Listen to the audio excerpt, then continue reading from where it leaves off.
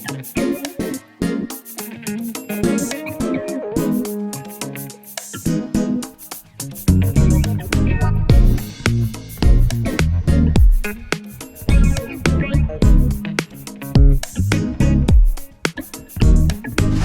and gentlemen, welcome back to this week's episode of Demystifying Men. Folks, I gotta tell you, you are in for an amazing treat. We have none other than the amazing Dr. Lori Beth Bisbey as our guest for today's show.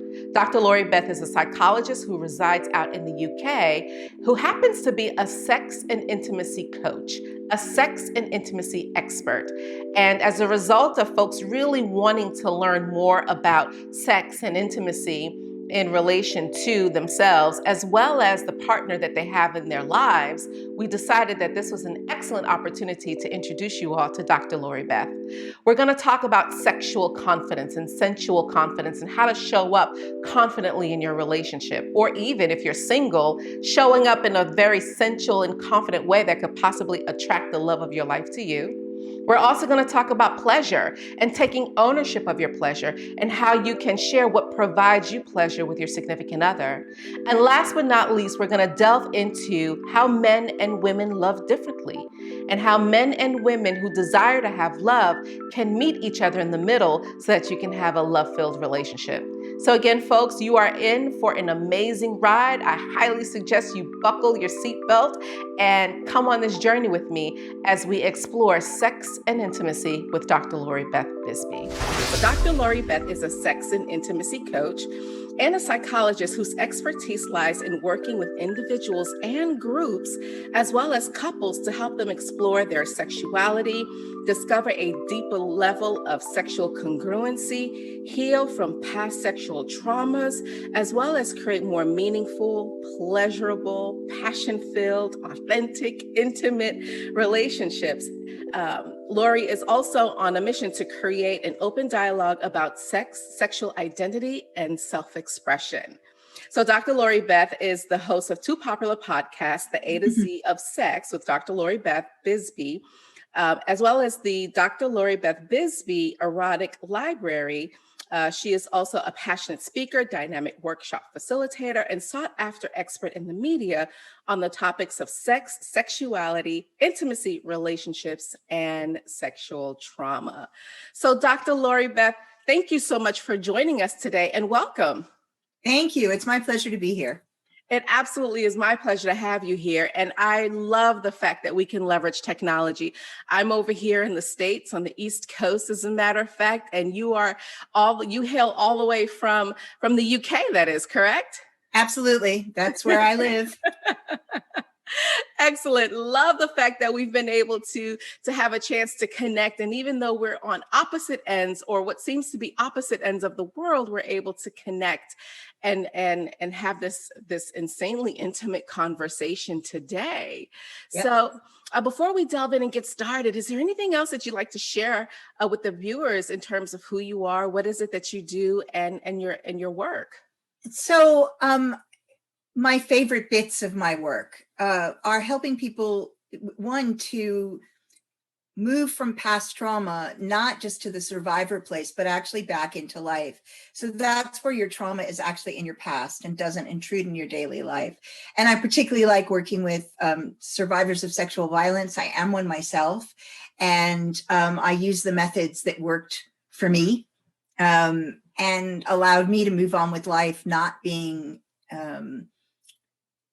not having the trauma intrude into my life every day, and particularly not having it intrude into my intimate life, because that's one of the areas that that doesn't get talked about a lot, is that sometimes even when people have resolved PTSD symptoms, they still find that the trauma intrudes when they're attempting to be intimate with somebody else. And it really screws with sex lives. So it's getting rid of that as well so that you can have that back. And the other area that I love working with is it's really empowering people to be their best sexual selves, to be their authentic sexual selves. So I do a lot of work with people from a variety of communities. I spend a lot of time in the gender, sex, and relationship diversity community. And I work with single, married, divorced, monogamous, polyamorous, doesn't matter. The basics are all the same. Excellent, excellent. So you shared a little bit about you help folks show up in a way that is authentic sexually, and so that certainly caused my ears to perk up, and I'm certain that our viewers, their ears perked up as well. So give us an example of what one would look like when they're able to show up authentically with as far as their sensuality and sexuality is concerned, and within the confines of their relationship, or even if they're single and interested in meeting and connecting with a partner. How does that sexual authenticity look like? What does it feel like? Well, what it ends up feeling like and looking like is an incredible amount of charisma in the world, and charisma comes from being authentic. And when you're authentic in that part of your life, you kind of ooze contentment, happiness, and sensuality, and then it that's how it looks in the world. But it starts with knowing who you are and what you like. And what I've discovered is that the vast majority of people don't take much time to figure that out. Most people, and particularly people who are heteronormative, so that means they're heterosexual and they're going to have a relationship that's described in Disney, right? It's the easiest way to put it, right? They're going to get married and live happily ever after. They don't examine these things because culturally we get all these expectations fed to us as we're growing up, right? So the easiest one is what happens first. You date, and then you might live together. Well, actually, you date, you go steady, but they don't use that term anymore. Then you're exclusive, but then you might live together, and then you get married. And if you've been dating for a certain period of time and you haven't gone to the next stage, people around you will start asking you why. And they'll start recommending that you get rid of a person who's not moving to the next stage, because otherwise you won't be able to get to that ultimate goal of marriage. Now, marriage is great. I'm married. I like being married, but not everybody wants to be married. And there's nothing wrong with that. Right, right. It's not the only relationship choice that you have, but most of us are acculturated into that. And part of that comes with a bunch of expectations and rules. I always talk about it like you take that DVD box off the shelf, the one that says happily ever after. And that in the box has all these expectations and rules, and all your desires are in there, but you don't talk about it with anybody and you don't examine it because it's got magic and you're supposed to know. Right. It's not how it works. So if you want to be sexually authentic, you need to know what turns you on. Agreed. That's the baseline. What turns me on and who turns me on? Those are two really important things. You'd be surprised how many people don't look at that. No, the what turns me on and the who turns me on are actually quite important when it comes to, asserting yourself in the manner that creates that type of connection and attraction from a sensuality and sexuality perspective.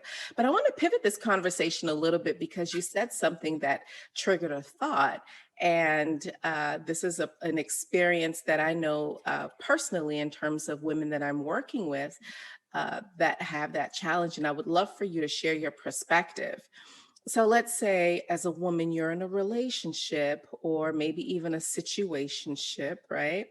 As I like to affectionately refer to it as a situationship. And you desire marriage, but let's say the person that you are with and you are having this amazing love affair with and truly feel as though you're kindred spirits and your soulmates, they don't necessarily believe in the construct of marriage. How do you navigate wanting something so deeply in terms of the commitment that comes along with the union of marriage and wanting it to be with a person who absolutely wants nothing to do with that type of construct? It's going to sound a bit harsh to start with, which is maybe you shouldn't be navigating this with that person. Sure. One of the things that we don't learn to do is to look at these things before we step into the relationship. And I spend a lot of time, I do workshops on this, online ones. I did one, 10 days ago. And create your ideal relationship, where I'm asking people to look at their past relationships, good and bad, and then look at what they really want. And we spend a lot of time creating this image so that you think about this when you enter a relationship. Because you want marriage, if they're really against the construct of marriage completely, and they're also against that level of commitment, you're not going to change them. Not at all. It's not. The only person that you can change, and this is about everything, and if you only learn one thing in your life, this will stand you in good stead everywhere you are. The only person I have control over is me. Absolutely. So Absolutely. If that is central to you, I want marriage, then you need to hook up with somebody who wants marriage. That needs to be on your beginning interview list, not a year down the line, not, I hope maybe we'll get there. That's like one of the criteria. It's a deal breaker criteria is what I call it. And so as soon as you find that the person doesn't want that, that's the end. No matter how hot they are, no matter how wonderful they are, this isn't one of those ones you can learn to live with. That's what I'm saying. It's because it's a big deal. It highlights a really large difference in values, potentially. So you have the conversation because you might find that the person just doesn't like the word marriage. That's different. That's not what we're talking about. But if they really, the idea of committing to a person at that depth for the rest of their life is not something that's acceptable to them, there's no workaround for that. Mm-hmm. If you want to live in the city and they want to live in the country, there's a workaround, right? Right. But if you want a certain level of commitment and they do not, there really is no workaround. I completely agree with you. And thank you for sharing that perspective. And it's one of those scenarios and situations that women often find themselves in. And you're right. That should be on your pre-checklist, so to speak. Not that I necessarily believe in checklists, but for the most part, that should be one of the criterias by which you establish whether or not you desire to move forward with an individual. Mm-hmm. Is the fact that they want the same things as that you do from a commitment perspective. So absolutely. It's I see a lot of people because I work with monogamy and non-monogamy. Mm-hmm. Consensual non-monogamy, which means that everybody's agreed to it. Not, by the way, non-consensual non-monogamy, that's cheating, right? That's over there.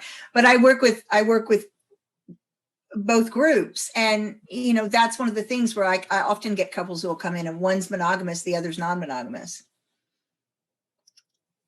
And you can work with that if everybody's willing to work with that, but nobody's going to get everything they want when you do that. Right.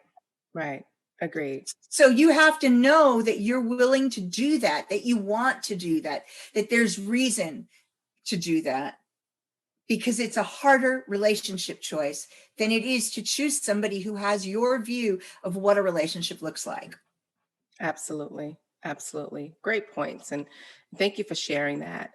I just wanted us to kind of pivot a little bit and share, because again, that is a pain point that a lot of women that I've yes. worked with in the past and continue to work with, you finally find that person, you finally fall in love, and all of the things that you swept under the rug did not miraculously disappear. If anything, you continue to sweep certain things under the rug, things that are important to you, qualities that are important to you. And when you can't take the stench of everything that's swept under the rug, you then try to address it. And at that point in time, it just makes for a very difficult situation to navigate. Yeah. And I think one of the things is that most of the time we come out of an idea, speaking as women, of the idea that there is a paucity of good people in the world for us to be hooked up with, right? Mm-hmm. That there are, the one I hear all the time, there are only such a minority of good men, right? Mm-hmm. There are no, if you don't choose soon, you're going to be on the shelf. And right. The reality is that's not true. Right. It takes some people longer to find a person that's going to fit those qualities that they want. It takes other people a shorter period of time. But often I find that people are fishing in the wrong pond. Absolutely. Excellent. Thanks for sharing. That's great information. All right, ladies and gentlemen, as many of you know, I'm super excited as a result of the show. And I'm excited at the fact that you all have taken time out to tune in and to provide your opinion and feedback, which I have to admit has been overwhelmingly positive. But in addition to that, many of you have asked whether or not I would take your personal questions on the show. Personal questions in regards to relationships, in regards to femininity, wanting to understand men better. And so my response to you all is yes. So as a result of that, I want to now introduce you to a new segment to Demystifying Men titled Ask Rachel. So every week, I'm going to choose a question and I will take an opportunity to answer your question personally on the show. So welcome to our new segment, Ask Rachel. So our first question comes from Adam. Adam is a 39-year-old male who lives in New York. And his question says, I love my wife. She is a wonderful partner and a great mother to our children. However, as of recent, my marriage is no longer exciting to me. What should I do? And so in this case, I would say to you, Adam, first question that I have for you is, why is it that you feel that your marriage is no longer exciting? And maybe we should rephrase that and create a new thought pattern around it and say, if you start to change the way you look at your marriage, maybe then your marriage will start to change. So ask yourself thoughts about why is it that you see that your marriage isn't exciting? And once you've had those thoughts, then maybe you can work to identify what excitement looks like for you in your marriage. So when you have a clear picture of what's missing and the excitement that you'd like to rekindle in your marriage, I would suggest at that time to have a conversation with your wife and express to her how you feel, express to her the fact that, you're feeling as though your marriage is a little lackluster, and ask her whether or not she's feeling the same thing. And determine whether or not she feels as though there's an element of excitement that you both are missing from your relationship or from your marriage. Because chances are, Adam, if you're feeling that there's a little bit of lacklusterness going on in your marriage, chances are your wife feels the same way too. And so when you have that conversation with her, try to identify and meet at a middle ground in terms of understanding what needs to be done to reignite the excitement in your marriage. And once you've decided what is required to create that excitement, to start to inject that oomph into your marriage again, so to speak, diligently work at it. Make doing those activities that creates the excitement a priority. And once you've been able to make them a priority, have fun with it. So Adam, remember, change how you look at your marriage. Instead of asking yourself, why is my marriage no longer exciting? Start to ask yourself, what is it that I can do to contribute to my marriage to make it exciting, to reignite the passion again? Include your wife in that decision-making process. Do the work, keep it at the forefront, be diligent about it, but above all, have fun. So Adam, I hope this response helped you and you start to implement the tactics that were shared so that you can start to create some excitement and reignite the passion in your marriage. All right, so with that being said, folks, let's get back to our interview with Dr. Lori Beth. Great information you've shared thus far, Dr. Lori Beth, and I know our viewers are gonna really receive what it is that they need to receive in terms of understanding how important it is to establish your criteria, ladies, from the very beginning, so that certain elements and aspects that you don't desire from a life partner perspective, you'll address early on. You won't necessarily waste your time. I was having a conversation with my girlfriend about this the other day. Not only are you wasting your time, you're wasting your pretty, you're wasting your skinny on someone who ultimately they don't necessarily have the same views or the same desires from the perspective of having a long-term relationship. So great point. Let's pivot back to sexual confidence. One of the topics that we decided to discuss today on the show that I'm really excited about, and I'm super intrigued in what you have to share in terms of sexual confidence and perhaps how sexual confidence can be used to attract the lover that you desire in your life, or how you can leverage and utilize sexual confidence to no longer be single, what is sexual confidence, and maybe some examples of what that looks like, I think would be an incredible place to start. I mean, so we start with the fact that confidence is sexy, period. Okay. If you're a confident human, you're probably a sexy human as well. Right. Sexual confidence is being confident about who you are sexually and what you want and your desires and getting your needs met. And part of that is about relying on yourself. So you need to know what it is that you want. And when you do that and you're clear, you radiate that contentment, that satisfaction. And so that is where you really demonstrate sexual confidence. So it's the same as regular confidence, but it's confidence about yourself as a sexual, sensual human being. And it's an area where a lot of people don't have confidence. It's because they're not sure of who they are, or they're ashamed of what they want. And shame gets in the way of this in the biggest possible way. They're ashamed of their desires. And so they're very tentative, or sometimes even self-loathing comes into it. And so the confidence is just not there. And then you're also not authentic. It's like somebody standing next to themselves. When you ask for what you want, if you're not sure, if you're ashamed, you're not asking with power. You're standing over here waiting to be rejected, right? So the first thing is to become comfortable with what you desire. Sometimes the reason people aren't comfortable with the things they desire is because they think they're unusual or abnormal or weird. And they would be surprised to find out that a lot of things that people might say are a bit off the beaten track are actually quite common. For example, it's about 70% of women will admit to wanting a spanking in the bedroom. Well, 70% of women will admit doesn't necessarily mean that 70% women actually want to be spanked in the bedroom. I'd venture to say that number is probably a little bit more. Well, that's the point, right? So that is really normative, right? But people think it's odd and they're afraid to ask for it because somebody's going to think I'm weird or I'm strange. They'll reject me. They won't want me. They'll think of me as a slut, not a marriage material, and all of these things. And so that shame is obvious. Right. And when you're demonstrating that shame, you're actually more likely to be treated badly in that way, right? Because you think it's shameful, so they treat you the way you're expecting to be treated. Mm-hmm. That's what you're radiating, right? I have this shameful desire. And so you get shamed for the desire you have. Whereas if you're confident that it's fine and that this is you and you're integrated and you're authentic with it, nobody dare do that.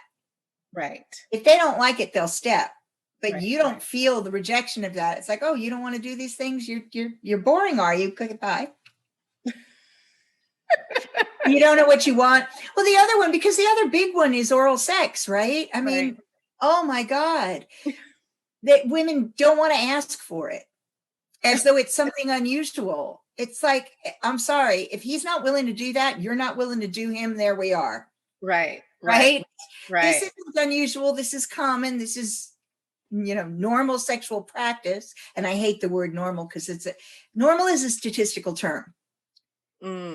So at the present time, being depressed is normal because such a large portion of the population has experienced depression in their lifetime. So we don't want normal. We want what feels good, what feels right, what feels comfortable. And not to worry about where we are in comparison to other people. But I'll tell you that a lot of the things you're worried about are probably things that are really common.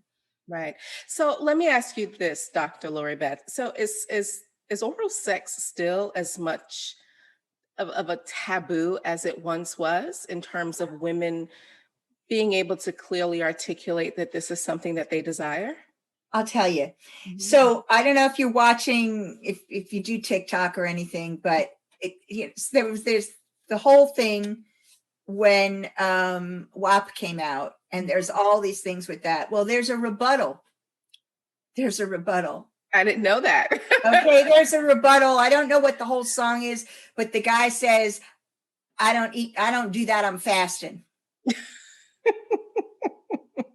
And there's all these guys thinking they're really clever putting this up. It's like, right, you've just eliminated a large portion of the females, your beautiful body that you're doing this with, because they're all like ripped, right? You're gorgeous. Yeah, thank you, bye. Right? Cool, you go fast over there. We're not interested. Women have trouble asking for it. Interesting. Still. But more so, there are men who still believe that this is something that they're doing you a favor. And that's the part, right? It's like, you're doing me a favor. No, you're not. No, Am I doing you a favor? And you shouldn't feel that way about any of your sex with a partner. And I know that women also, the same thing, and this is it's a more controversial one, but swallowing does not take much effort. Spitting is a serious rejection. Think about what you're saying when you spit him out. And this is good because, again, ladies, this is information for you to understand men, for you to even understand their desires, and even so much so that you can understand how to articulate your desires to him so that it's a two-way street. Interesting you say that, because you in essence, you're right. It certainly is a form of rejection. And it's not like it's that difficult. We've all had to take medicine we didn't like. And that could be one of them. Right? If it's at the back of your throat, you're not tasting it anymore. So one trick, this is, but one sexual trick is, if you don't like the taste, you really don't like the taste, make sure that when he's close, that you get him at the back of your throat, you won't taste it. Well, that's a good trick. Because your taste buds are up here primarily. Up at the front of your tongue. But if you think about it, if a guy's gone down on you and he's going, oh, or he makes fish jokes or something like that, how do you feel? Right. You're certainly not, he's not positioning you for you to be empowered, and therefore not comfortable, and truly cannot fully show up in your beautiful way in the act of having sex and being intimate. No. If that's the type of feedback that you're receiving. And so again, it certainly does work both ways. Yeah. But it's people don't often talk about it because it's such a common trope, right? This is what women do.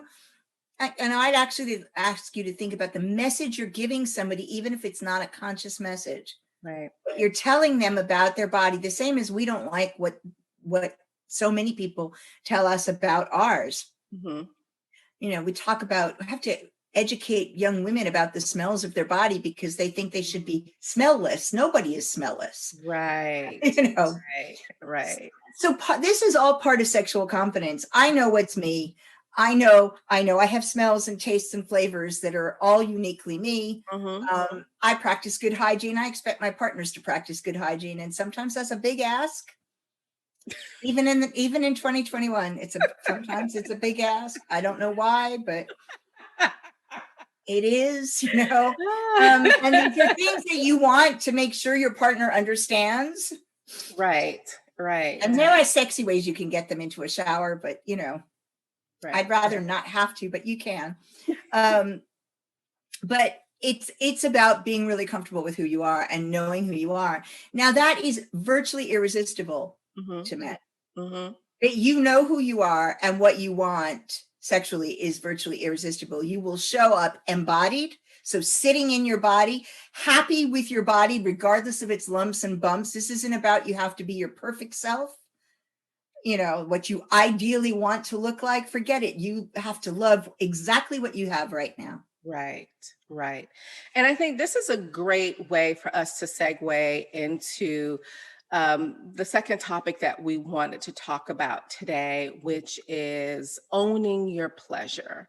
And not only owning your pleasure, but really taking control of it from the standpoint of making sure that receiving pleasure is a priority in and out of the bedroom, and not necessarily relying on your partner to know exactly what turns you on. There's a certain level of responsibility that we as women that we have when it comes to helping someone who may not know our bodies, to help them navigate our bodies and our erogenous zones, and to help them navigate what provides us pleasure versus, like you said, in the Disney, movies, you're just, oh, damsel, like, oh, woe is me. And you just collapse in his arms. Like, better example would be like Harlequin novels. Sure. Maybe not Disney, but Harlequin novels where, before you know it, it's over. And the woman just so happened to just burst with pleasure beyond measure. And she drifts into sleep in the arms of her love, and all is right with the world. And we all know in 2021 as adults that is not the case. That isn't how it works usually. Mm-hmm. So, I mean, but it is a common issue. I've had people come to me and say, I don't know how to have an orgasm. Mm-hmm. And some women don't know how to have an orgasm and have never had one. That's more complicated. Some have orgasms with their partner, but they don't know how to do it themselves. So I invite them to ask their partner to teach them. Right. You should always know how to create pleasure in your own body. There's 100 million reasons why, right? I mean, the first and foremost, we should say that 85% of the population admits masturbation. Mm-hmm. Self-pleasure is an important part of your sexual life. There will always be times where a partner is either not willing or not able or not available. And if you are reliant on that person for your pleasure, then you get frustrated, angry, upset. You have no way of dealing with it yourself. It is not a good position to be in. So the first thing is to learn what turned you on, which is what I said earlier. And sometimes people find that really hard. There are a variety of ways you can do it. You start by observing what turns you on. So if you're watching movies, not necessarily pornography, there's loads of movies out there that are really sexual that are not pornographic. Oh, and what's the new Bridgerton is apparently one of the ways that you can figure this out. I'm told that Bridgerton, by the way. I'm told that I haven't seen it yet, but I'm told that Bridgerton is very classy porn. So there it is. But seriously, watch what turns you on. Notice what turns you on. Read erotica. There are lots of different forms of erotica that you can read. Read erotica and see if anything works. Listen, there's audio porn. I mean, I do my erotica podcast because it's fun to share that sort of stuff with audio and to actually listen to somebody. If you have a partner, it's fun to find stories and read to each other. That can be really, really hot. But observe until you figure out the things that really turn you on. Explore your body and learn your responses. Right. Now, what would you say to the person who was raised in an environment where you taking ownership in terms of exploring your body would be classified and constituted as something that's shameful and dirty, and the ideas and the concepts of that are really deep rooted. It may be tied to someone who is steadfast from a faith-based perspective, and you're damned to hell if you let me tell you something. Into your own hands. Let me tell you something. That isn't what Scripture says. So let's be clear about this, right? Mm-hmm. And in none of the monotheistic Judeo-Christian religions is touching yourself banned. Mm-hmm. It does not damn you to hell. You're reading various interpretations. I do not have the sources to mind to hand at the moment, but I have a couple of friends who can quote you the actual translations of the things that are relied upon, right? And that you have to understand that when this became an issue, it was because controlling women's pleasure became important, right? Because society then was patriarchal, and knowing and inheritance had to do with the man, and therefore knowing who the father of the child was incredibly important. And so part of the way that that society managed to take control over that was to shame women to the point where their reliance on one man for everything could be assured. That was what was important. There is nothing shameful about knowing your own body. And you may believe, and I'm, no judgment about this, that you should only share your body with your husband. Fair enough. You still need to know it, because I can tell you he is not going to. Particularly if he is just as faith-based as you are and has not had sex with anybody yet. Very true. It's It's like the blind leading the blind. Well, it is. It's a wonder it's a wonder anybody has any fun, because it's one of those things that I have such difficulty with, and it's one of the problems with the way abstinence education is that it doesn't teach you what you need to know to then be a good marital partner. And actually, if you tell people this is wrong, this is wrong, this is wrong, this is wrong, oh, now today it's right, they don't suddenly throw off the shackles and now they're sexual beings because they're now married. They will have internalized this is wrong and shameful, and they come into marriage and believe that sex is wrong and shameful, so they have a horrible sex life in their marriages as well. It's so unuseful. So the first step for folks who have been raised in that way is to actually do some work around their shame. And that may take working with a professional, to really dig out. Shame disappears best when it's aired in front of somebody who doesn't judge you. So how can someone, maybe one or two quick tips that you could possibly share that someone can do to start to do that work on their own to undo the shame? So you need to start, I always say start with the body, because usually it's not just the sex that they don't love. They don't love their bodies. They think their bodies are shameful. So start with positive affirmations. Start by actually looking at yourself. Start by looking at yourself, and when you have a critical thought, undoing it. Right? I like that. I teach people, when you have that critical thought, keep a rubber band around your waist, your wrist. Yeah. And that works. Snap yourself. Right. Snap it. Exactly. Right. So you want to undo it. You want to undo it, reframe it, undo it, say it differently. There's nothing wrong with this. There is nothing sinful about your body. It's, I find it amazing that people who believe we're made in God's image then turn around and tell women they're sinful and their bodies are sinful. How does that work then? Right. You're made the way you were supposed to be. So there's nothing sinful about your body. And you start there. You start to love your body and love what you have. Lumps and bumps, those sorts of things, self-talk around that, which is this, who I am is beautiful. I mean, some of the campaigns where stretch marks, where they look at this, what brought the stretch mark, right? Right. It's all of that. I am who I'm supposed to be right this minute. I may decide to change some of my body at some point. That's fine. We can talk about that later. But for the moment, you need to love the skin that you're in, because that's how you're going to be able to take control.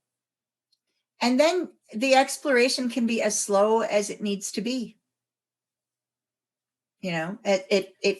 It can start here, right? On the top of your chest. It can start on your hand. What do you feel when you run your hand along yourself?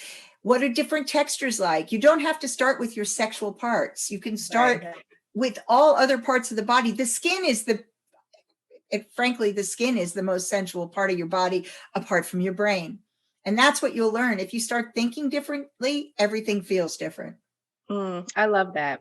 And you're absolutely right. You could just start slow. You can start with your fingertips, circular movements on your hand or on your skin to start to understand how your body and your mind responds to just something as simple as a very gentle circular movement on your hand. And then again, like you said, you can move it to other parts of your body until you start to explore what provides you pleasure. It is incredibly important for you to know what provides you pleasure, so that way you can help and teach the partner that you desire to be with how to provide you pleasure as well. And also recognize that this is a lifetime thing. Right. If you're when children are very young and they discover their genitals, there's a reason why they play with themselves. Mhm. It's because it feels good. Mhm. And if we don't shame them, they actually grow up much better adjusted. What you say to an 18-month-old who's rubbing all over themselves is, sweetie, that I know that feels good, but in private, right? I mean, just, it's like, this is something you do over here, not with us, right? And not in the grocery store or wherever they decided to do it. But that becomes part of their self-soothing routine because it feels good and it calms them down. So, this is something that has a bigger utility than just your sex life. It's particularly when people are grieving and they've lost a partner, being able to have self-pleasure is such a huge deal.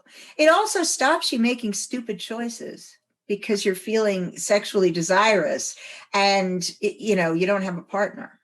Would you encourage someone who's grieving the loss of a partner to self-soothe in that way? Yeah, I would. Absolutely. Because it brings another stage of grieving. Usually what it'll do is it'll bring up all the lovemaking memories and things like that. So it gives another stage of grieving. And sometimes when people don't do that, they don't grieve that part. And the first time they finally end up in a relationship, they fall apart the first time they have sex. And then they're horrified. They might still, but then they're horrified because they're not with the person that they're with. They're with their previous partner. So I would always encourage that as a way to connect with those feelings. Because some of our feelings are only accessed in a state dependent way. And what that means is that you have trouble accessing the feeling unless you're doing the same thing that you were doing at the time. Right. You see, the easiest example of that is look at people who are drunk. You can see them carry on a conversation from the last time they were drunk. It's really funny. It's like, oh, they have no memory of the thing that they were talking about when they're sober. And then the next time they're drunk, they're back in that conversation again. It's like, oh my God, here we go again. So it is state dependent memory, and it will give you access to things that you won't otherwise get access to. Excellent. Great points. Great points. The next topic I would love for us to talk a little bit about is, and we talked about this yesterday the day before yesterday when we were preparing for this, for our conversation today, and it's how women need to feel close in order to have sex, right? Conversely, men need to have sex in order to feel close. Yep. This isn't it's not universal, but it is really common that women don't want physical contact, intimate physical contact, unless they feel really close to somebody emotionally. So if you want to get a woman into bed, you have to start by seducing her emotions, right? That's where you start. But if you want to but men, in order to access their emotions, you give them something physical. So their setup for being emotionally vulnerable is to have sex or to have the physical erotic contact. Then they're able to be emotionally vulnerable. Interesting. As you can see, this does not match. Right? Not at all. Right. So it is something to work on and to talk about, and to look at how you can find those places where you're comfortable so that you can open both areas. Right. So how would you help navigate a couple or two people that are dating and interested in getting to know one another and are ready to take their relationship with their encounter to that state? How would you suggest that they meet each other halfway? Well, I think that you don't try to have sex when somebody's been working all day and they haven't had the time to get into contact with you, right? That you may not have to have a long emotional discussion, but they haven't had the time to come back into the space of your home and to be in contact with you. So you don't you take the time for conversation, you take the time for quiet touch, for intimate touch, so cuddling or whatever, before jumping into having sex. You recognize that if you've had an argument, although you may want makeup sex immediately, she's probably not going to want that. She's going to want to feel better about you. So oftentimes when people have been having really difficult arguments, I tell them, go do something together that is ordinary for you and don't talk. For example, if you usually make food in the kitchen together, or you wash up together, or you make a cup of tea in the kitchen, do that. Or you fold laundry, do that. Go and do the activity that creates the companionship again, because you usually do it together. So you kind of get into a rhythm with it, but don't talk while you're doing it. Just do your thing. Mm-hmm. And people often feel better after they've done that. Or if you go for a walk, that's something you would normally do. Go out for a walk, but don't have a conversation. Just walk together and see how you feel. And you sort of put yourself back in that comfortable place. So do that before you try and approach physically. Right. And there are some couples who really have a difficult time being with each other in silence. So imagine, having tension already in terms of an argument, and one of the parties, let's say the man in the relationship, wants to have makeup sex, and women are definitely more in tune to their emotional side, and so that she's hurt and she's just not ready to open up to you in that way.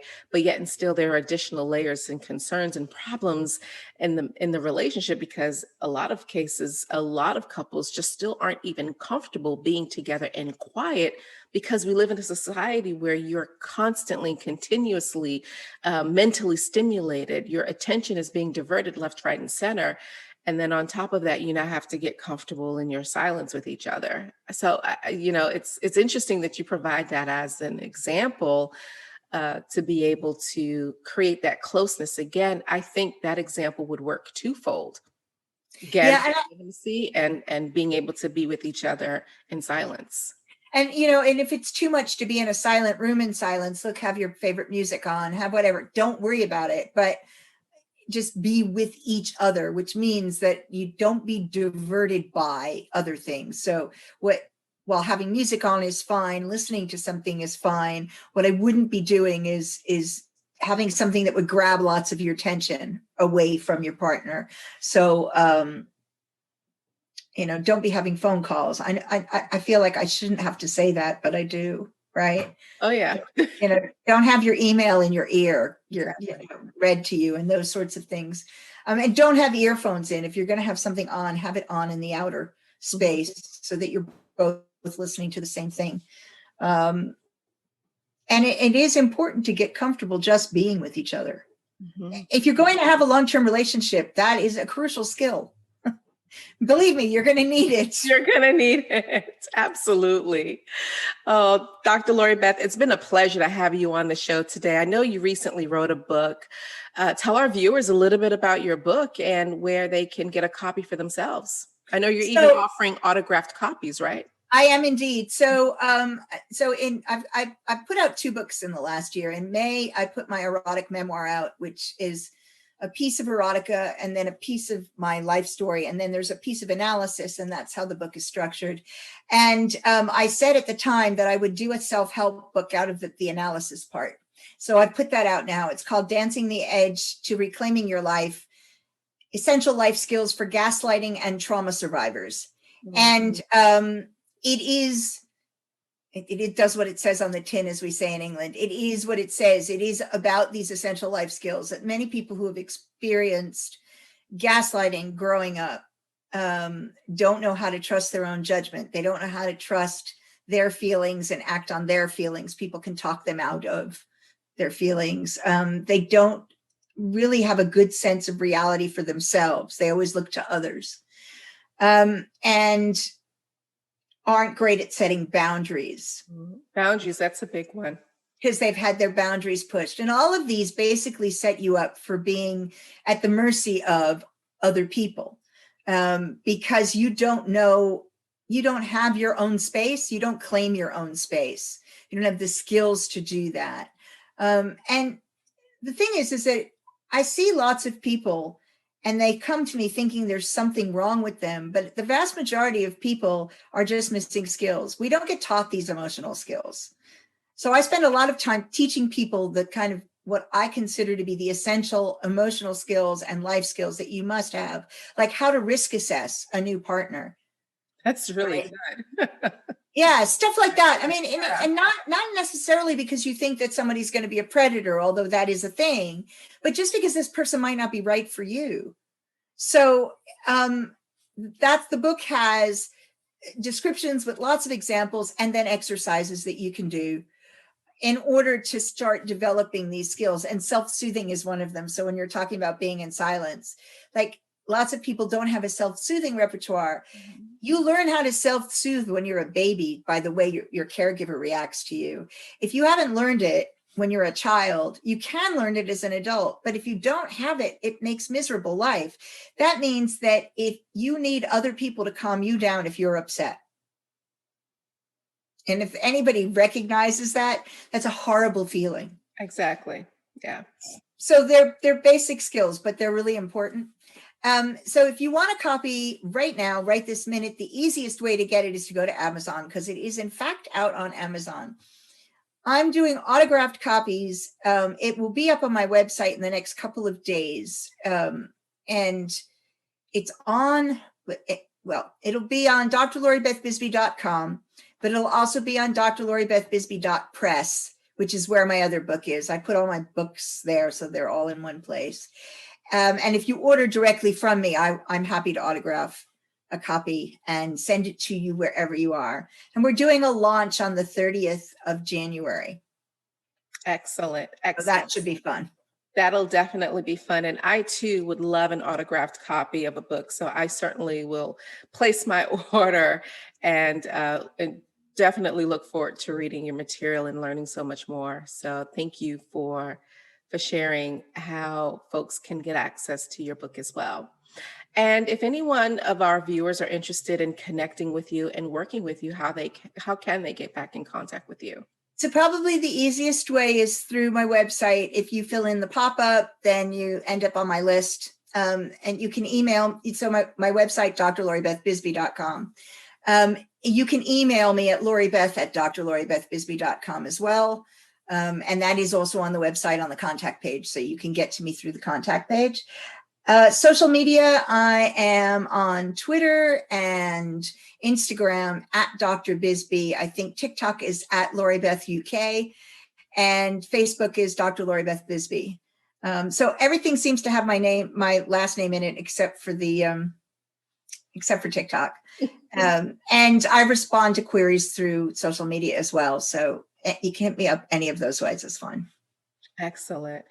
Well, Dr. LoriBeth, it has been an absolute pleasure to have you on Demystifying Men with Rachel Davis as our guest. Hopefully this won't be the last time. I think we've shared a lot of information. You shared some expertise that really will prove to be valuable to our viewers when it comes to really understanding and demystifying men. Any parting words before we conclude? You know what? It starts with you. That's what I would say. It starts with you. Everything starts with knowing you. And the more you know you and the better you are at being who you are, the better match you're going to make. Excellent. Whew. All right, ladies, that was a lot of information. And I know if you're anything like me, you were like, wow, completely blown away and overwhelmed by everything Dr. LoriBeth shared on the show today. But what I want to do at this point is share with you a couple of my perspectives, certain key takeaways that I want you to think about as you go about the rest of your week and days and coming months in regards to sex and intimacy. First thing I want you to be mindful of is to understand how powerful you are when you are truly in tune to your sexual self, to your sensual self. And it shows up in a way that can be perceived as something that makes you indescribably attractive. And it's a beautiful energy that once you've mastered and have been able to harness and you lead with that, it'll make you irresistible to virtually any man that desires to be with you. And B, if you're currently in a relationship or in a marriage right now, it'll definitely cause your significant other, your partner, your husband to, take a second look and be like, what's got into you lately? So again, folks, don't allow life and situations and circumstances to dampen the fire that you have within you. And exuding that sensual confidence is a beautiful way to always maintain your femininity. Second key point is we all understand and we know how powerful pleasure is. And it is one of those gifts that it is incumbent upon us to make sure that we keep our pleasure in the forefront from the standpoint of making sure that we're able to articulate what it is that we desire. We're able to articulate what feels good, and we're able to share with our partners what is it that they can do to help us ensure that we feel good in very private and intimate and sexual and sensual acts. So again, ladies, don't downplay the importance of pleasure. Make sure that you're always able in a position to receive pleasure, give pleasure, but do so in a beautiful and meaningful way that just really ignites your relationship and creates a bond between the two of you. And last but not least, it's no mystery here. Men are from Mars, women are from Venus, right? We understand that in order for a woman to open up sexually, she needs to feel close. And we also know that in order for a man to feel close, sex is a major part of it. So understanding the variances between the two enables you to be in a position of strength and knowing what it is that you desire, having a clear indication of what he desires, learning where to meet each other in the middle and create a beautiful, passionate love affair. All right, so ladies and gentlemen, you want to make sure that you tune into next week's episode, our Valentine's Day episode, where we're going to explore self-love and find creative ways, if you're single, to not feel alone on the day that's designated for love. Because ultimately, guess what? If you love yourself, you're never alone anyway. So we'll see you next week.